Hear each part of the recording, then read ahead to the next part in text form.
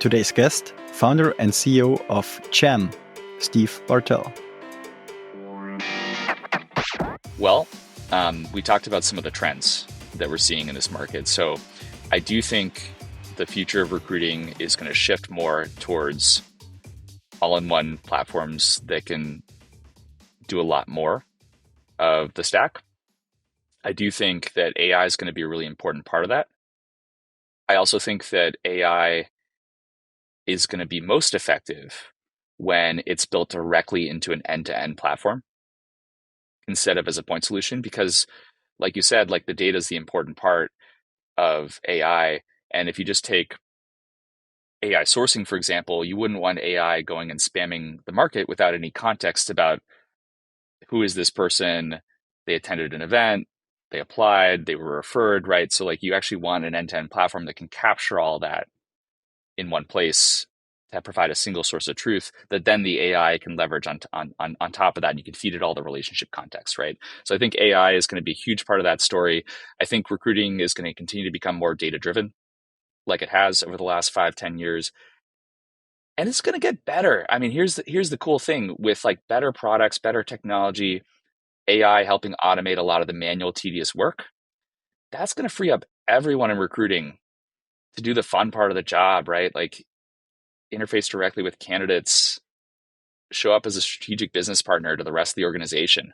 Like recruiting is just going to look fundamentally different in the next few years, even next 3 years. And I think it's going to be awesome. Steve and I talked about the origins of Jam and how they created an sourcing tool initially and now have an all-in-one recruiting platform powered by AI, which includes an ATS, CRM, AI sourcing, scheduling, talent marketing, events, and a career site.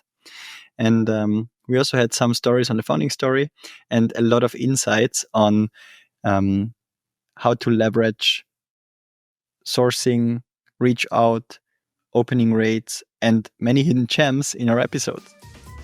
Then you can build trust and then you can spend less time communicating and more time just getting shit done. Then I went home and thought about this sentence. We basically put it on the table. Hiring takes time. People are trained. How to objectively judge certain situations. It's very, very, very, very hard to change things. That was the learning. Entrepreneurs with empathy. To the people side.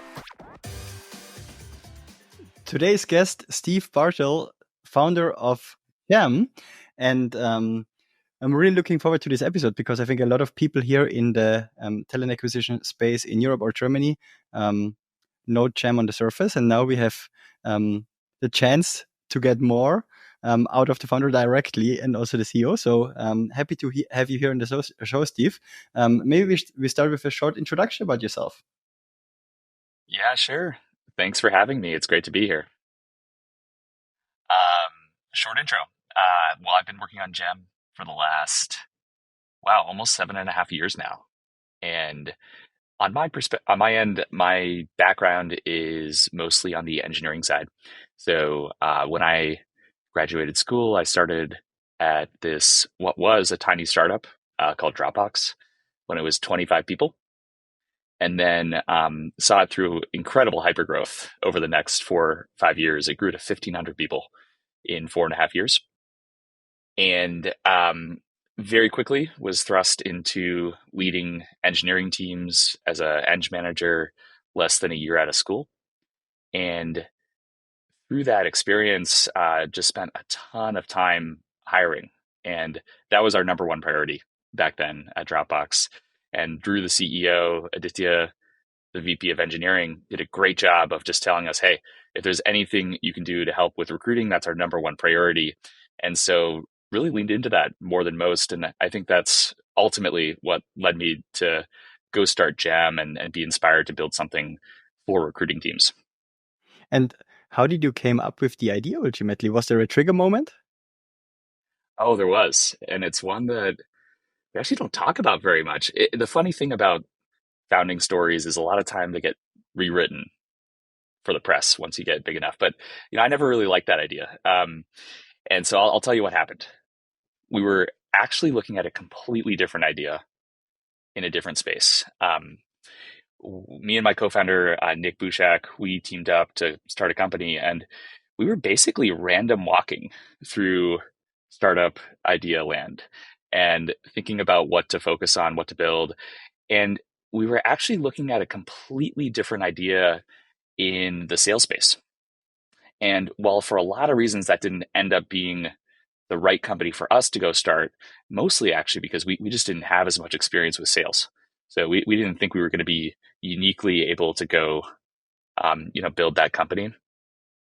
It gave us a ton of exposure to all of the amazing technology that like sales and marketing teams have. So we were focused on that idea for 2 full months. I think we talked to something like 70 different companies about how they run their inside sales teams, VPs of sales, sales managers, sales reps. And we thought to ourselves, holy cow, like recruiting and sales are remarkably similar, yet recruiting teams don't have nearly the same level of sophistication in terms of technology as these sales and marketing teams do. And that was the little insight there that led us to think like, I wonder if we could catch recruiting up. I wonder if we could take some of this great tech that already exists in sales and marketing and bring it to recruiting, especially because a lot of the most modern recruiting teams, the fastest growing companies, they were starting to think about their recruiting a lot more like sales and marketing rather than waiting for people to apply. They were going out there and engaging with passive talent, right? And using a lot of the same tactics as sales and marketing teams to bring those folks in the door. Yeah, nice. And when you think about the founding story, what was in terms of the company's success, the breakthrough? Because I think now you're quite established. You are very well known in the talent acquisition space. Was there also a trigger moment along the company history where you said, okay, yeah, this was really something where we broke through a very big ceiling, or just really after something bigger? It's a good question. I think actually that trigger point was the day we decided to go start Gem. And because from there, we went and talked to 50 different recruiting organizations about how they're hiring talent. And more specifically, like how are they getting the right talent in the door? And I think there was another trigger point here, which gave us so much confidence that we were on the right track, which was when we talked to 50 companies about this stuff, about 30, 40 of them were still managing all of this in spreadsheets, right? Like all of their sourcing, their events, maybe their talent marketing was over in a point solution, but there wasn't really like a single source of truth. There wasn't really a system that was purpose built for proactive hiring, for getting people, passive talent, into the funnel. But the most cutting edge recruiting teams back then, the top 10, 20% of the companies, they were adopting sales and marketing tools for their recruiting. And so we talked to them, and companies like Dropbox, they were using SendBloom. I remember back then MuleSoft was using SalesLoft. We saw a number of companies using Outreach, and especially on the sales automation side. So a lot of the technology that automates the cold outbound for SDRs and full cycle AEs, it was being leveraged by sourcers and full cycle recruiters to automate their sourcing, right? And so we're like, bingo, like that is the thesis. That was the insight. And then we saw it play out in so many customers. And from there, everything just kind of fell in place. Cool. So totally makes sense. So on an abstract level, you said that a sourcer might have a similar job than an SDR and a recruiter more than an AE. And then you just abstracted certain use cases and problems and then derived Gem for recruitment. Totally makes sense. In case you like my show, please subscribe. I would really appreciate it. When you look into the future, what is your vision for Gem? Yeah. So in those, the initial insight with Gem was exactly like you said. Sales and recruiting are remarkably similar. The job of an SDR is so similar to the job of a sourcer, the job of a AE, so similar to the job of a recruiter. But even from early days, as we were talking to customers, our vision became much bigger. And it was those first 50 customer conversations that really helped sharpen and hone in on that vision. Because as we talked to folks, we realized that unlike in sales, where you have Salesforce, And that's actually a pretty good source of truth. It's a database that captures both your active opportunities that you're working, but also all of your passive relationships. In recruiting, there just wasn't a good source of truth. What companies were stuck with was the applicant tracking system, but that hadn't fundamentally changed in 10, 20 years to catch up to this new way of recruiting.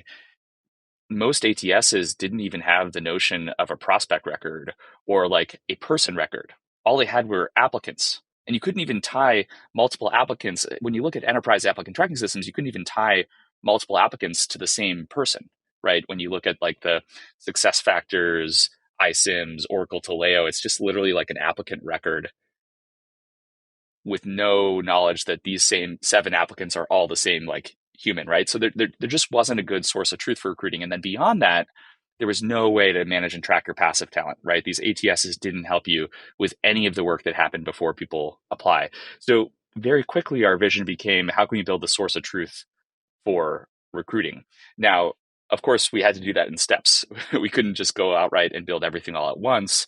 So after we made GEM's initial like sourcing automation product to help automate a lot of the manual tedious work that goes into sourcing, we very quickly set our sights on a talent CRM, basically a company's source of truth for all of their passive talent relationships.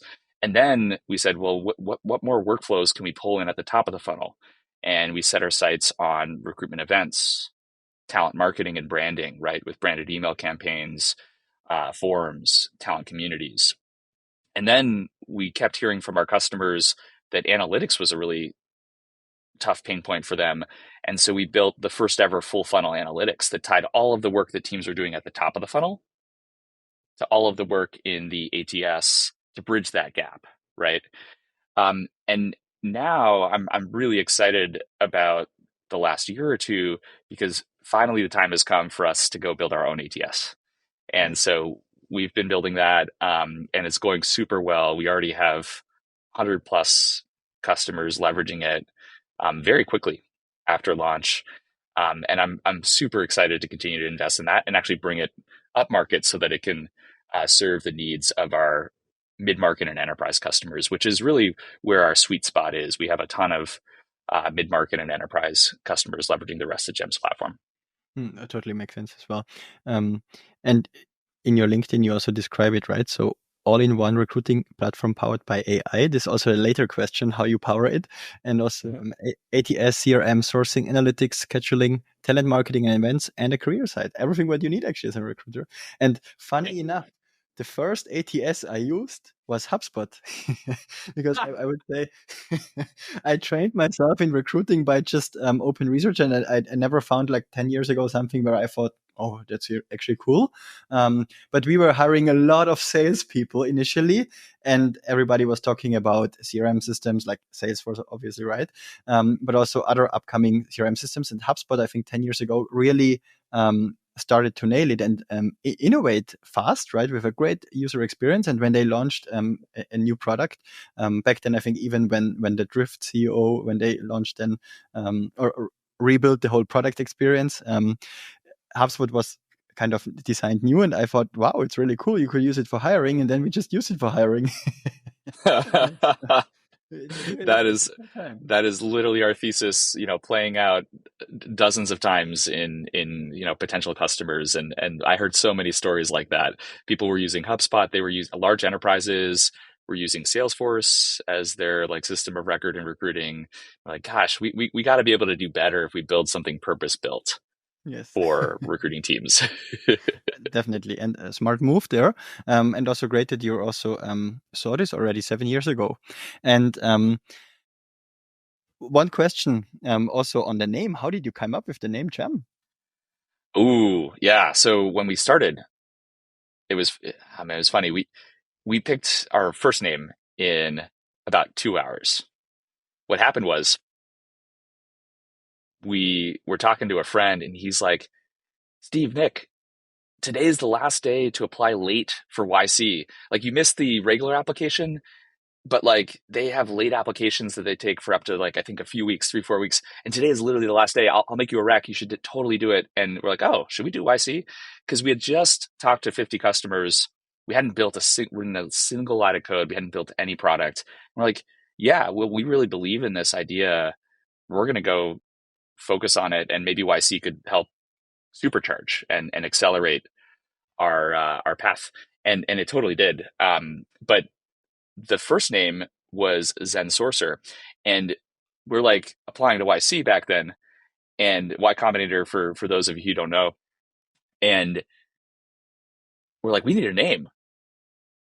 Shoot, like, what are we going to call this thing? It's like, well, I guess we're starting with sourcing. So like, and back then there were a lot of Zen startups. There was like Zen Prospects, Zen Desk, like, dozens and dozens of Zen products. And I think it was meant to capture the idea that like the product was actually nice to use, right?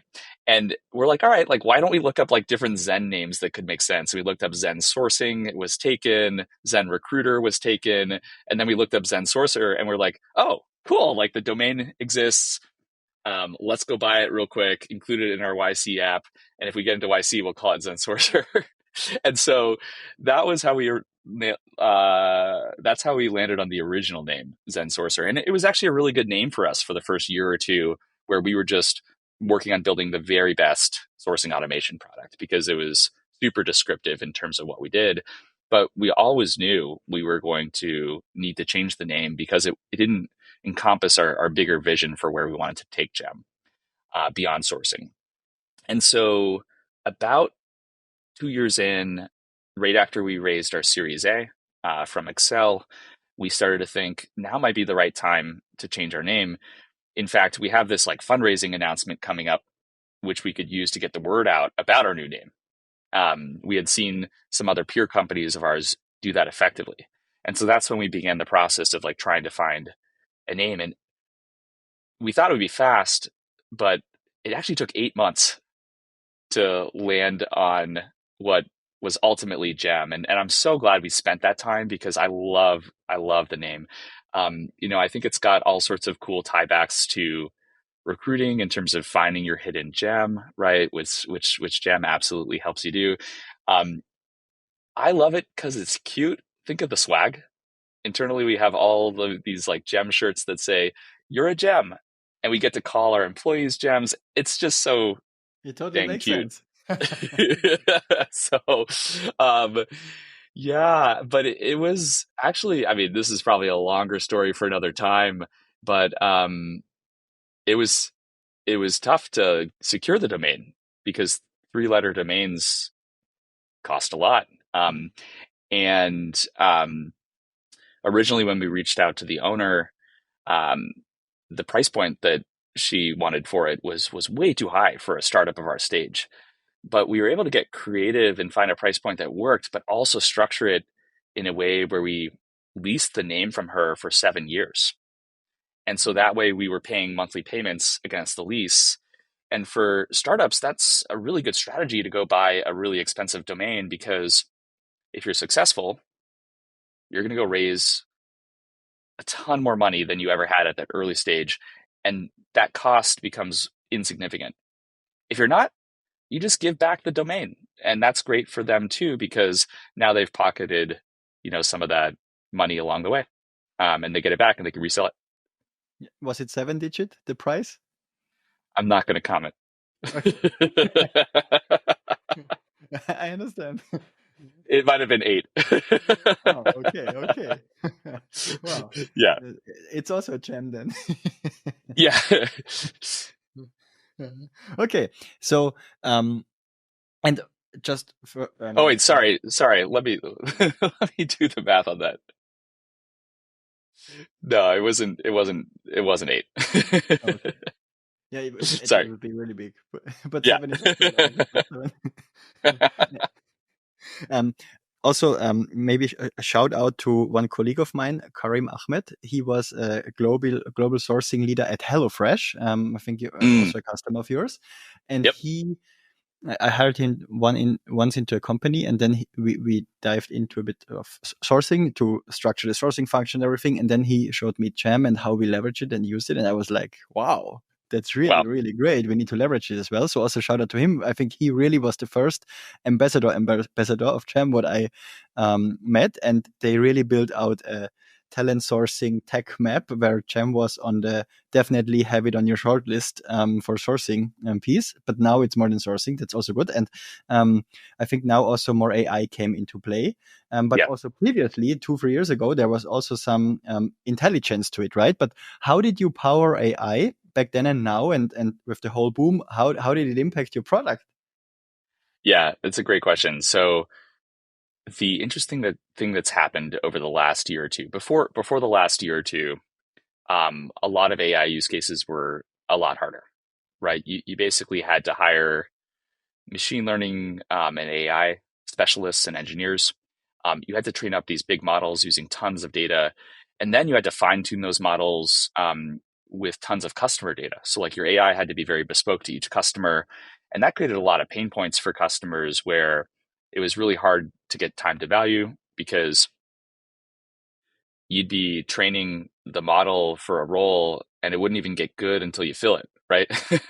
So the really cool thing that's changed in the last year or two is with these generative AI models, that's basically made all of that old AI technology obsolete, and it's made AI way better. It's also unlocked new ways of leveraging AI. The whole like sort of conversational AI has unlocked new use cases because previously the other challenge with AI was it was more of a black box where you didn't know why it was making the decisions that it was, but now you can actually literally tell the AI to tell you why. And you can give visibility into the algorithm, and you can give a lot more control into the algorithm by allowing your end users to submit prompts in a structured way, right? So AI has just gotten like way, way, way better. So previously, we actually thought that most AI solutions didn't work all that well and didn't drive all that much value for customers. So we actually waited, and we waited for this technology breakthrough to happen in the last year or two, and then we started to invest. And so previously we had a few smaller use cases of AI, like we would automatically detect your replies and whether they were interested, not interested, or follow up later, or even custom reply reasons, because that was like a really well-defined use case that we knew we could nail, we knew we could get it right, we could get it accurate and drive real value for customers. But now, with the advancements in generative AI, we are threading it through every aspect of our product. We started with draft creation and personalization because that's a very natural use case of large language models. Anything involving text is a really great use case. And so we built that directly into gem sequences so that AI could help you personalize that first draft. And then, of course, you could review it, tweak it if you need to. And also to help with sequence creation, because a lot of customers, when they first jump into gem for the first time, especially if they're newer recruiters or maybe they're like hiring managers recruiting for the first time, they might not know exactly like what message to put. And that can be a cold start problem when you're setting up a 4-stage email sequence and you need to have different follow-ups for every stage, right? So those were the very low-hanging fruit initial use cases. Now we are expanding that and threading it through the rest of the product. So the 3 major use cases we're working on are AI sourcing, so that customers can identify external talent that could be a good fit for their open roles. We are working on AI ranking on top of your inbound applications so that customers can more quickly sort through the most promising ones and get back to them first, especially in this day where something like 20% of our customers have more than 1,000 applicants per role. Oh. That's crazy. That's wild, right? And so we're looking to help there. And then the last use case that we're building is around candidate rediscovery. Because when you open a role, of course, it makes sense to start with the folks that you already know about, the folks that have raised their hand and applied, the people that have attended one of your recruiting events, the folks that your team has already identified and sourced that could be a good fit for your company and for your culture. And so those 3 AI use cases are the places where we're focused now, starting with AI sourcing, which is launching in May, but we already have it in the hands of early access customers. And then expanding to AI ranking and then candidate rediscovery in the second half of this year. Nice. Cool. And you also have a lot of data, obviously, right? As you already shared, like 20% of your customers have more than 1,000 applicants on a roll. Yeah, it's wild. And I mean, it makes sense. Like we're working with a lot of the, biggest and best companies out there that have really great talent brands and get a lot of interest in inbound, right? A lot of the fastest growing AI companies like Anthropic and Scale, but also a ton of like large enterprises, 6 Fortune 50 companies, United Health Group, companies like that. In case you have any feedback or anything you want to share with me, please send me an email on thomas@peoplewise.com or hit me up on LinkedIn. And in case you really enjoy the show, please subscribe. I would really appreciate it. That's, I think, really interesting when we talk about AI. Why? Because when we compare this, for instance, to, let's say, a greenhouse where maybe a lot of earlier stage startups or companies just start using it, or maybe a ton of tools in a certain region in the world have an end-to-end solution where you can do more than just recruiting with it, right? That's usually not an ideal solution, but for a small company, it's good enough, right? I don't think that they really can leverage AI. Why? Because they have a data problem. But with mid-market and enterprise customers or organizations, you maybe don't have that data problem, or with a lower likelihood, because usually they have, I would say, more senior staff. And also, it's way more complex to manage talent acquisition or recruiting there. So you also need to get the data right to even make decisions, because you cannot just look into every problem by yourself, right? You need to analyze and you need to have a meta view to it. So you also share a benchmark report every year. Maybe you give us some insights about what are the top trends you see, or some hidden gems of your data. Yeah, totally. And before we do that, I mean, I think I just wanted to comment, like, I think you're kind of spot on that the more data you have, the more challenging it is to make sense of it and the more valuable AI is, right? So companies that are seeing, thousands of applicants per role, like AI to help stack rank their inbound is going to be much more valuable than a small startup that might have very few applicants just because it doesn't really have a talent brand, right? Like nobody knows who they are. Similarly, our customers that have millions and millions, sometimes tens of millions of records in their CRM plus ATS combined, our enterprise customers, being able to start with those folks first and use AI to identify the silver medalists, the gems, so to speak, amongst that massive sea of records, super valuable. I did want to clarify, though, while we work with some of the largest enterprises in the world, 6 Fortune 50 customers, we've also won the hearts and minds of many of the fastest growing tech companies, right?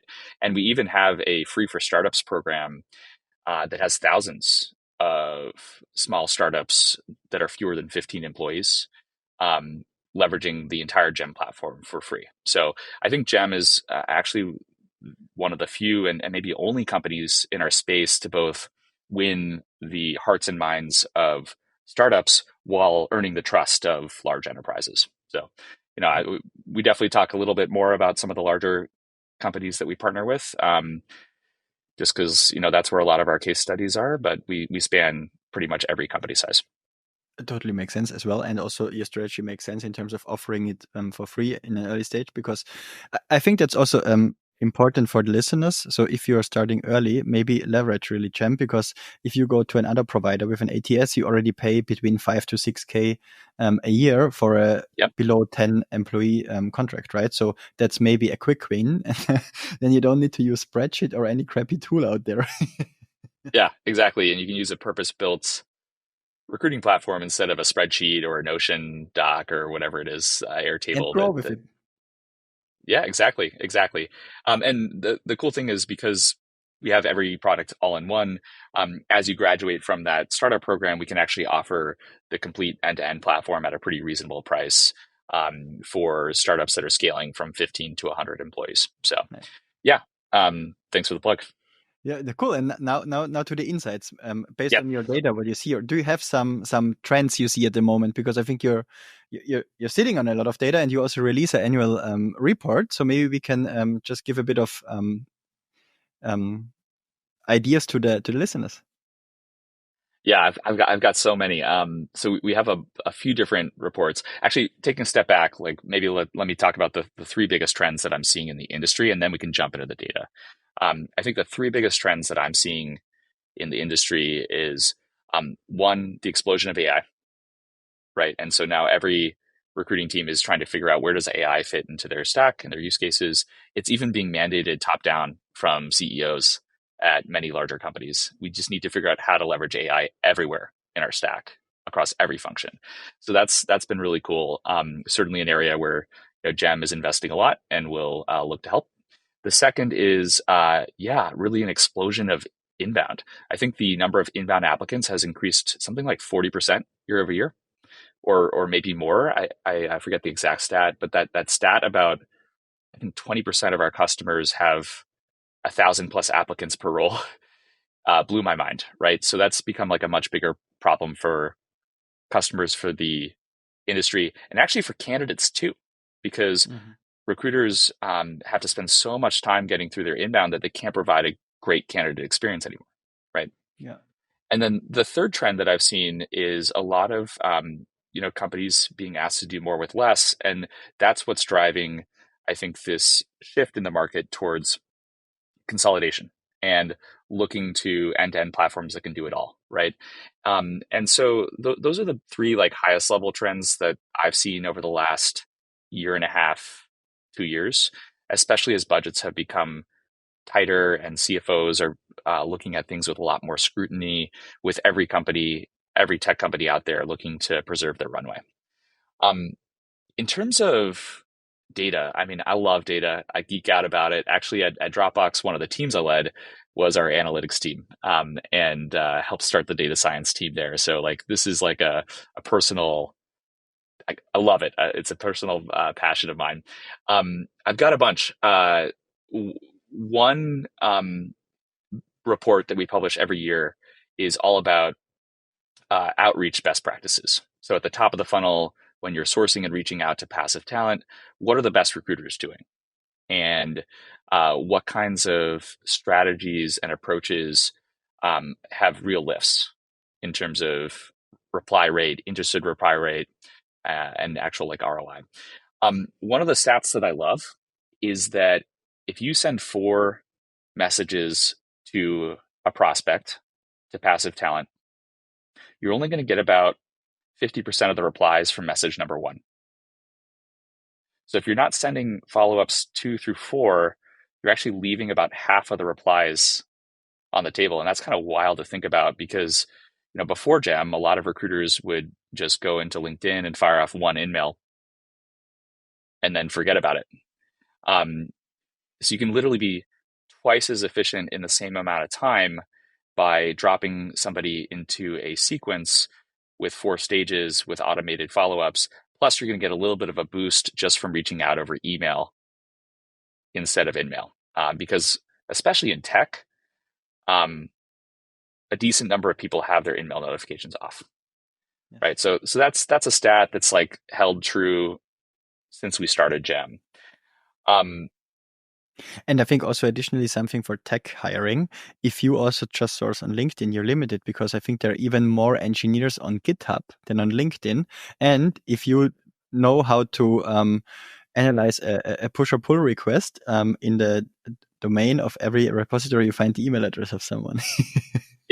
Yep. And that's also why, Gem sits along GitHub and, Dribble for designers and about 50 other sites where people might find talent, including healthcare sites, Doximity, Practice Match, et cetera. Like we've really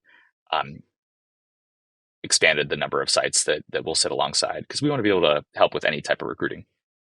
Another cool insight is personalization, especially if you're going after harder roles to fill, can have a huge impact. I think something like customers that leverage Gem AI for personalization get a 40% increase in their response rates. And that's on top of the kind of automated follow-ups, right? So that's comparing people that are sending a 4-stage email sequence without personalization and then a 4-stage sequence with AI personalization. So those benefits just compound, right? Because they multiply together. So that's like another really cool one. And the nice thing about AI is it's kind of reduced the barrier to personalization, because that used to be the trade-off, is you used to have to spend a lot of time on it. Now you still want to review that draft and maybe make some tweaks, but it can help get you, 70% of the way there. Nice. Yeah. Another cool one, open rates. So one of the biggest predictors of open rates is what time of day and day of week you send. And this is the fascinating thing about open rates, is it changes every year. Because as more people start sending on like the times of day and the day of the week that gets a better open rate, it starts to saturate it. And then, you actually want to be sending at a different time. And it just like shifts every single year that we pull the data. So hot off the press, this year, surprisingly, some of the best times to send are on Sundays. I And agree. yeah, have you seen that too? I do my main outbound prospecting, summarizing calls for customers or leads I'm in contact with, or executive candidates. I do it on Sunday afternoon, because usually they Yep. prepare the week on Sunday afternoon. Sunday at 3 p.m. It's you nailed it. Sorry for sharing your secret, because now everybody's gonna get flooded on Sunday at 3. Yeah. I think it's you also need to have people that want to do that, but of course you can schedule on Sunday as well. If you write it on Friday, that's also possible. Here's the wild thing though, it actually varies a lot depending on the persona. Right. So if you're reaching out to executives, interestingly, if you're reaching out to engineers, if you're really reaching out to sales reps, yeah, Sunday is actually a pretty good time. One of my theories around the sales reps, and this has actually always been the case, like it's consistently Sunday is a good time to reach out to sales reps, is because a lot of the best sales reps are prepping for their week ahead on Sunday. Anyways, that's just a theory. But interestingly, recruiters, both in this last year's benchmark report, but also from the one I remember a few years ago, Wednesday morning is like a pretty good time to reach out to recruiters. I don't know why. Do you have any theories? No, yeah, maybe because Monday, Tuesday, they're busy over the weekend with all the applicants that came in. Yeah, yeah, with their thousands of applicants, and they haven't even checked their email yet. Yeah, exactly. Maybe. Yep, that could be it. Oh, that's funny. Anyways, there's a whole lot more set of benchmarks around outreach that I can share a link to. We open source and publish a free 80-page report on this every year. So I'll share a link with you after our call. Great. Steve, that's already the end of our episode. We're a bit over time, but I want to ask you one more question. How do you predict the future of recruitment? Ooh. Well, we talked about some of the trends that we're seeing in this market. So I do think the future of recruiting is going to shift more towards all-in-one platforms that can do a lot more of the stack. I do think that AI is going to be a really important part of that. I also think that AI is going to be most effective when it's built directly into an end-to-end platform instead of as a point solution, because like you said, like the data is the important part of AI. And if you just take AI sourcing, for example, you wouldn't want AI going and spamming the market without any context about who is this person, they attended an event, they applied, they were referred, right? So like you actually want an end-to-end platform that can capture all that in one place to provide a single source of truth that then the AI can leverage on top of that. And you can feed it all the relationship context, right? So I think AI is going to be a huge part of that story. I think recruiting is going to continue to become more data-driven, like it has over the last 5-10 years. And it's going to get better. I mean, here's the cool thing with like better products, better technology, AI helping automate a lot of the manual, tedious work. That's going to free up everyone in recruiting to do the fun part of the job, right? Like interface directly with candidates, show up as a strategic business partner to the rest of the organization.